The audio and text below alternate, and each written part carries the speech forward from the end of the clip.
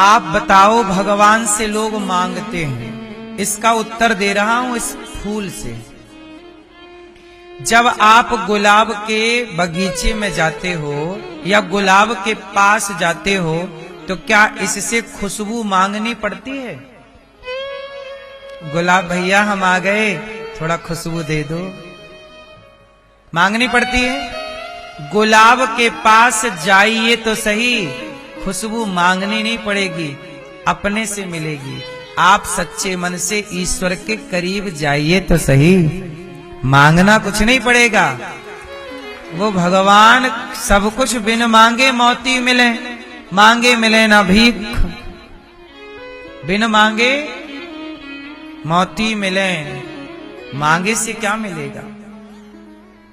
आग के पास जाओ तो गर्मी मांगनी नहीं पड़ती, महारानी आग जरा गर्म कर दो शरीर को। आप जाओ, वो अपने से गर्मी देती है। आग अपना स्वभाव रखती है। आग के पास जाएंगे, वो आपके बॉडी को, शरीर को गर्म कर देगी, उसका स्वभाव है। आग पे बर्तन रखेंगे, बर्तन को गर्म कर देगी। पानी रखेंगे, पानी को गर्म कर देगी। आग के पास जाइए, मांगना नहीं पड़ेगा, वो अपने से गर्माहट देती है।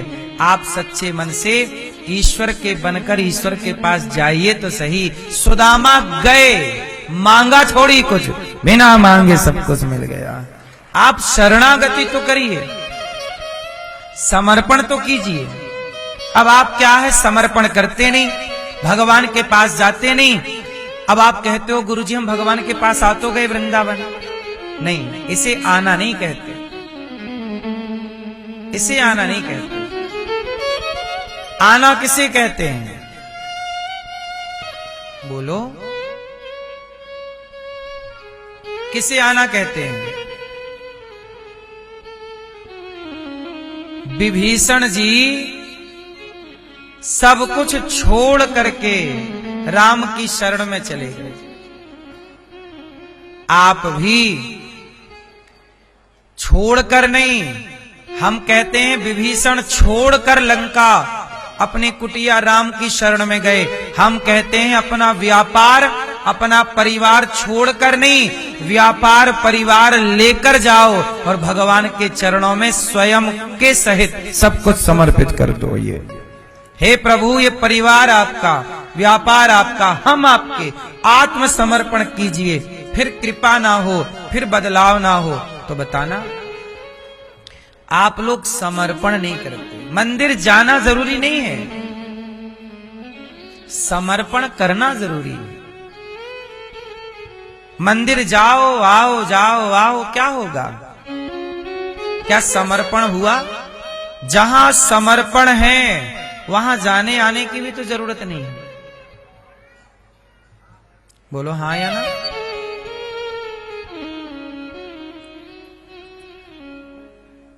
देखो मेरी मां, अब सौंप दिया इस जीवन का सब भार तुम्हारे हाथों में। पूर्ण समर्पण। आप क्या कहते हैं? मैं इसका बाप हूं, मैं इसकी मां हूं, मैं इसका दादा हूं, मैं इसकी दादी हूं, मैं इसका मामा हूं, मैं इसकी मामी हूं, चाचा हूं इसका, इसका चाची हूं।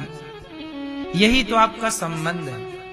आप सदा यही कहते हैं, मैं, आप सदा यही कहते हैं मैं इनकी हूं, मैं इनका हूं, जगत का। आप कहिए ना एक बार भीतर से कि जगन्नाथ जी मैं आपकी हूं, बिहारी जी मैं आपकी हूं, प्रभु मैं आपका हूं। कहो, ये बात भीतर की है, ये अंदर की बात है। ये भीतर से आना चाहिए कि मैं किसका हूं, मैं किसकी हूं। जगत के बनकर क्या पाओगे? क्यों नुकसान में चल रहे हो? बड़ा नुकसान चल रहा है आपका। फायदा तब है जब ये कहो कि मैं इनकी हूं। क्यों? हम राम जी के, राम जी हमारे।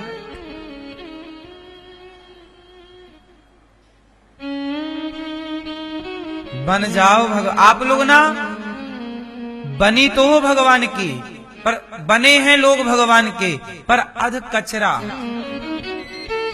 धोबी का कुत्ता ना घर का।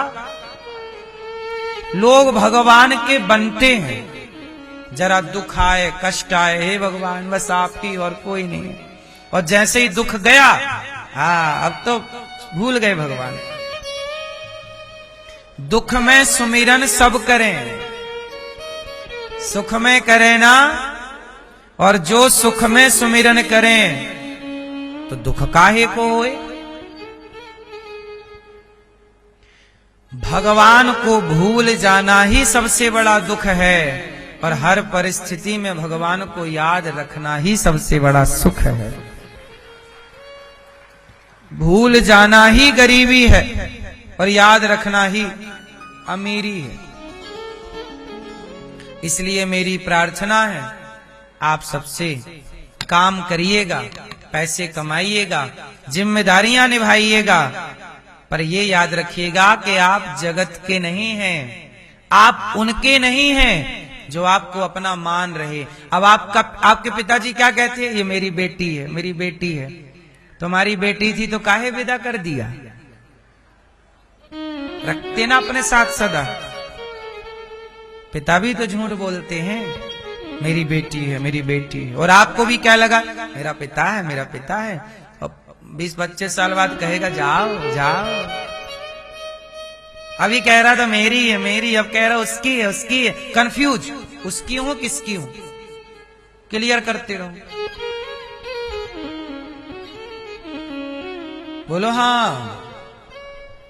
पति पहले बोलता मेरी पत्नी है, मेरी पत्नी है, वो जरा गुस्सा हुआ, जा अपने बाप के घर, जा अपने बाप के घर।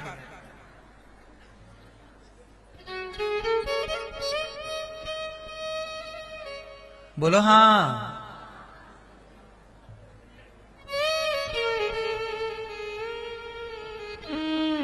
सारी जिंदगी आप क्लियर नहीं कर पाएंगे कि आप फाइनली किसकी हैं और किसके हैं। पुरुष, बहन मिली तो बोलती है मेरा भाई है, मां मिली तो बोलती है मेरा बेटा है, पत्नी मिली तो बोलती है मेरा पति है, बेटी मिली तो बोलती है मेरा पिता है। अब बताओ फाइनली आप किसके हैं। सबने आप पर एक एक मुट्ठी अधिकार जमा रखा है, सबने आप पर एक एक मुट्ठी अधिकार जमा रखा है। थोड़ा सा अधिकार आप पर आपके पिता का है, थोड़ा सा अधिकार आपके पति का है, थोड़ा सा अधिकार आप पे आपके पुत्र का है। बोलो हाँ। पड़ोसियों का भी अधिकार क्या? सबने आप पर थोड़ा थोड़ा अपना अधिकार जमा रखा है। मैं कहता हूं बचपन से ये माइंड सेट कर लो कि हम पर किसी का अधिकार नहीं है, हम पर केवल भगवान का अधिकार है। हम किसकी अमानत हैं? सच बताओ, आप किसकी प्रॉपर्टी हैं? सच बताओ। अच्छा एक बात बताओ, जितने लोग आपसे कहते हैं कि ये मेरी है बेटी, मेरी बेटी, मेरी माँ, मेरी बहन, मेरा भाई, मेरी पत्नी, मेरे सब, मेरी मामी, मेरी नानी, मेरी मौसी, मेरी बुआ, जितने लोग आपको अपना कहते हैं, पुरुषों को भी, मेरा चाचा, मेरा ताऊ, मेरा पिता, मेरा भाई, मेरा दोस्त, मित्र, जितने लोग आपको अपना कहने वाले हैं, जरा बताइए कि उन लोगों का आप में कितना योगदान है। जो लोग आपको अपना मान रहे हैं उनका आप पर क्या योगदान है, जरा बताइए क्या योगदान है, बताइए। आपके पिता का, आपकी माँ का, आपके भाई का, आपकी बहन का, आपके पति का, आपकी पत्नी का, आपके पुत्र का, आपकी पुत्री का, मित्रों का, दोस्तों का, समाज का क्या योगदान है आप पर। और सरल से पूछता हूं, आपके निर्माण में, आपके निर्माण में किसका योगदान था?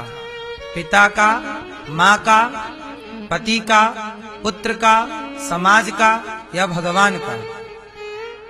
आपके निर्माण में किसका योगदान था? उत्तर दीजिए ठीक ठीक। क्यों मैया? आप लोगों के निर्माण में किसका योगदान था? जब आप अपनी मां के पेट में तैयार हो रहे थे, घर में तैयार हो रहे थे वृंदावन आने के लिए, लेकिन मां के पेट में तैयार हो रहे थे संसार में आने के लिए। हाँ या ना? दर्पण के आगे खड़े थे वृंदावन आने के लिए, भगवान के आगे खड़े थे, जगन्नाथ के आगे खड़े थे जगत में आने के लिए। सही है गलत है? आपके निर्माण में किसका योगदान है? जोर से, हम बहरे हैं, जोर से बोलिए। किसका योगदान? जिनका योगदान आपके निर्माण में है, आप उन्हें अपना मान ही नहीं रहे, और जिनकी कोई भूमिका नहीं है आप उनसे रिश्ता जोड़ रहे हैं, उनके पीछे पीछे भागकर सारी जिंदगी बर्बाद कर देते हैं, और आखिरी में 0 सन्नाटा हाथ में लगता है। सही है? मेरा निर्माण करने वाले कौन है? आप हैं। सच बताओ, अनिरुद्धाचार्य का निर्माण किसने किया? मुझे बोलने की ये वाणी किसने दी? ना देते तो मैं कैसे बोलता? मेरी मां, मैं गूंगा होता तो मेरे निर्माण में मेरी मां का केवल इतना योगदान रहा कि उन्होंने मुझे अपने गर्भ में जगह दी। मेरे पिता का केवल इतना योगदान रहा कि वो निमित्त बने इस संसार में आने के लिए। इसके बाद का सारा प्रोसेस, वाणी देना, आंख देना, हाथ देना, ये बुद्धि देना, मैं आपकी सेवा कर पाऊं, वृद्ध माओं की सेवा कर पाऊं, ये विचार भी मेरा नहीं है, ये विचार भी मुझे भगवान ने ही दिया है। मैं अपने विचारों से नहीं करता ये सब कार्य। ये विचार, ये थॉट भी तो मेरे नहीं है। मैं कैसे कहूं कि विचार भी मेरे हैं? मैं क्यों अधिकार जमा लूं इन विचारों पे कि ये मेरा विचार है?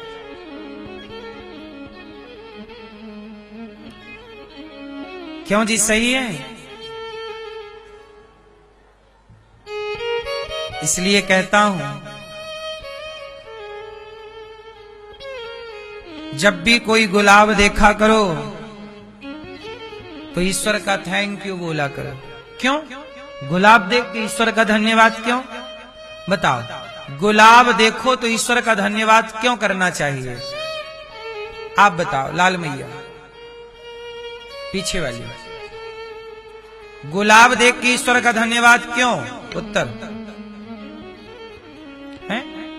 क्यों धन्यवाद दें हम भगवान का? आप बताओ बहन, क्यों धन्यवाद दें हम ईश्वर को? उत्तर पीली मैया, चश्मा वाली मैया, क्यों धन्यवाद दें हम ईश्वर को? उत्तर दीजिए। सुनो, जब भी गुलाब को देखो, सुंदर चीज को देखो तो ईश्वर का धन्यवाद दो कि हे विधाता, तेरा धन्यवाद कि तूने मुझे ये सुंदर गुलाब देखने के लिए आंखें दी हैं, इसका धन्यवाद। आंखें ना होती तो गुलाब कितना सुंदर है, अंधों को क्या पता कि गुलाब कितना सुंदर है।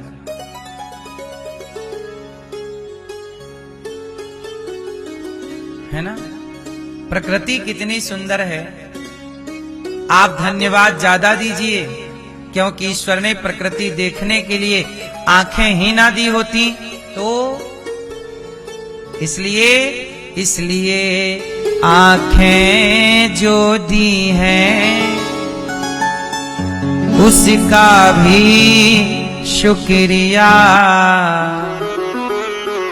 वाणी जो दी है उसका भी शुक्रिया। मैया मोबाइल चला रही है उंगली से, इसका भी शुक्रिया।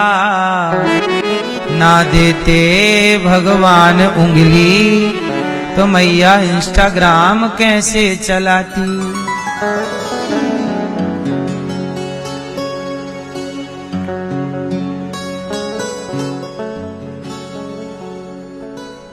क्यों मैया?